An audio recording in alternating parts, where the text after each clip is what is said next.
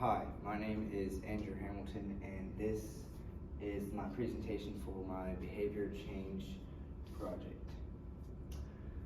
The behavior change topic that I chose is sleep, and the specific focuses of this process were the quantity of sleep and the quality of sleep that I was getting. Some goals that I set beforehand that kind of led me through this process. The first are process goals. These goals are something that you can see immediate success on every day, and something that you can just see yourself do every day. And the first is putting my phone down 30 minutes before I went to bed. And the second was be in bed by 9 p.m. every night. And these were just goals that were easily achievable every day for me and just kept me going towards my other goals. The second kind of goals that I chose, or that I implemented, were performance goals. These are more like stepping stones along the way, some that maybe you can't achieve every day, but you look back every other week or so and just see how you're getting along. The first is getting 8 hours of sleep per night, and the second is getting 2 or more hours of deep sleep every night. And the way I measure that is through my watch. My watch not only tracks how long I sleep per night, but it tracks the kind of sleep I get per night, and it splits it up for me so I can see it. The third kind is my outcome goals. These are the ones that I really want to see at the end, and the real change in behavior and how that ends up working out. The first would be waking up and not having sore muscles, and the second is be more energetic throughout the day. And I'll talk about this progress that I saw later in the presentation. Some psychological skills that I implemented during this process. The first is motivation. Normally this motivation would look like me telling myself that if I go to bed early and on time and get the sleep that I need, then I would feel much better in the morning, so this would motivate me to do what I needed to do to get that sleep. The second is teamwork.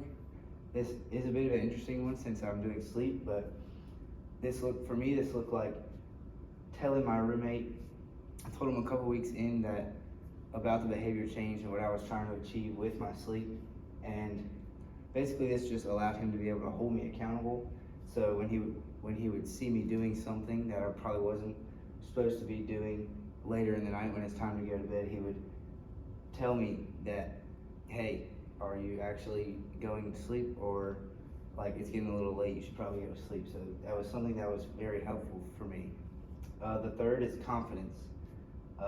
Throughout this process, when I was able to stack a couple days in a row, get 3 or 4 good nights of sleep in a row, it would give me confidence that I can do it, and it would just need to allow me to stack more and more days. So when I would get 3 or 4 in a row, it would make it a lot easier because I was confident that I could go 5, 6, 7 days in a row. Did I see progress or did I relapse? Overall, I would say it was definitely, I saw majority net progress. I was able to achieve pretty much every goal that I set in the beginning. And this isn't to say that there weren't any relapses at all. Like, there were some setbacks where I might not have done what I was supposed to do, but I was definitely able to use those to my advantage and rebound and turn it into something positive so that I would see progress in the end. Some barriers and successes that I noticed, I had 2 for each through this process. The first barrier is wanting to stay up and watch sports when they were on. I just love watching sports. That's what I love to do in my free time. And unfortunately, most good sports are on at night.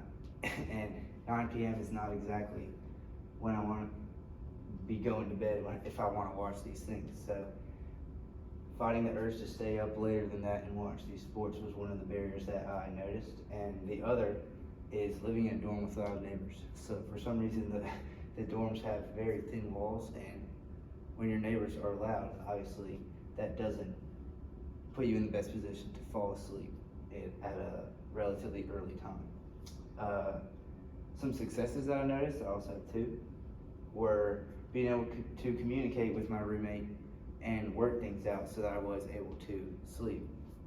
Whether this would be him holding me accountable, as I already mentioned, or me just communicating with him and saying, hey, I'm about to go to sleep, could you turn the TV down, or something like that. That was something that I was seeing great success in throughout this process. The second is being able to put my phone down 30 minutes before I go to sleep.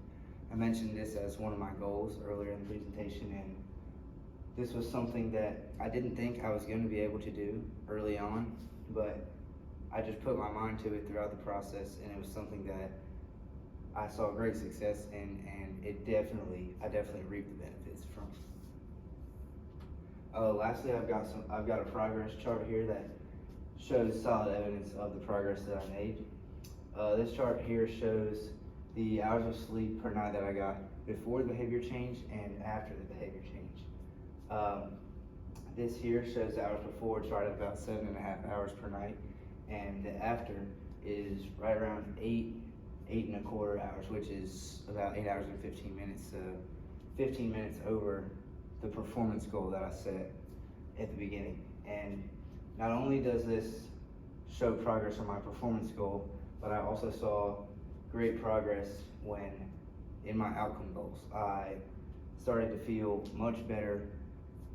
My muscles started to feel much better throughout the process as I got more sleep, and I also noticed that I was more energetic throughout the day. So as time went on, I was able to see more and more success in all of my goals. So overall, this project was definitely a success for me, and just helped me learn that I can do anything that I put my mind to, and it just allowed me to know that I can change behavior if I implement the right things. Thank you.